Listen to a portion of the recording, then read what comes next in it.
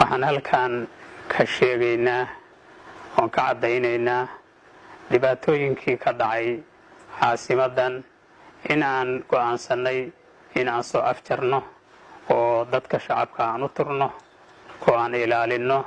taas daraaddeed ayaan waxaan u samaynay tanaasul aan u samaynay aan u tanaasulnay shacabkeenna markii aan aragnay in dhib badanu soo wajahan yahay oo wixii dhacay weliba ka sii badan ayaa waxaan samaynay tanaasul aan u samaynay. marka bulshadeenna waa jecelnahay, waxaana uga soo shaqaynay xagga amniga, la dagaalanka argagixisada iyo dhan walbaba. haddana horena dowladda federaalka Soomaaliya amniga caasimadda waa ugu dhiibnay.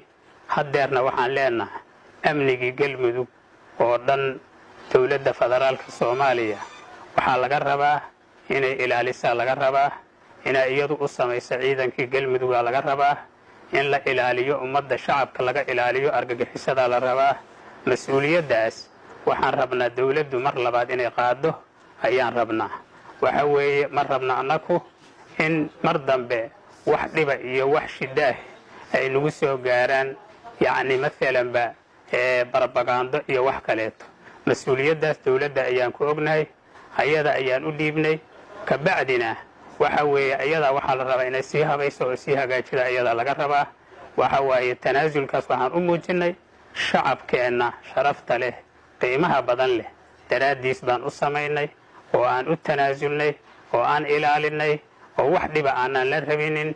wax maadaama dhib badan aan ka soo marnay, maadaama mas-uuliyiintii haddana ahlu sunna waljamaaca, mas-uuliyiintii galmudug, madaxii xukuumadda galmudug aan ahay, waxa weeye galmudug oo dhanna waxaan u soo jeedinayaa muwaafaqo iyo midnimo ayaan u soo jeedinayaa.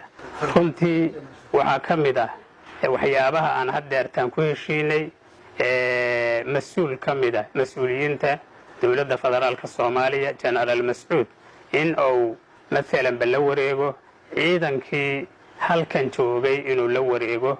kabacdina mas-uuliyadda amniga dadka mas-uuliyiinta oo jooga oo mashaa'ikhda ah, culimaa'udiinka uu mas-uul ka yahay oo ilaalinayo wixii ay u baahdaan oo maalanba xagga ama amniga ha noqoto ama xagga maalanba ha noqoto fulinta ay fulinahayaan waxay dadka u fuli jireenoo wacyigelin ha noqoto iyo darsi akhrin iyo tawciye wax walba, in ay arrinkaasi ay noqoto aysan u balaloobin. hadda kadib shabaab maadaama aad ay ula dagaalameen aysan u balaloobin, wax dhibah aysan u balaloobin. taasna asagaa damaanad qaaday. annakuna waxaan nidhi adigoo dowladdii wakiilka ah haddaad damaanad qaaday waa ku kalsoonahay ayaan nidhi. wabilaahi tawfiiq.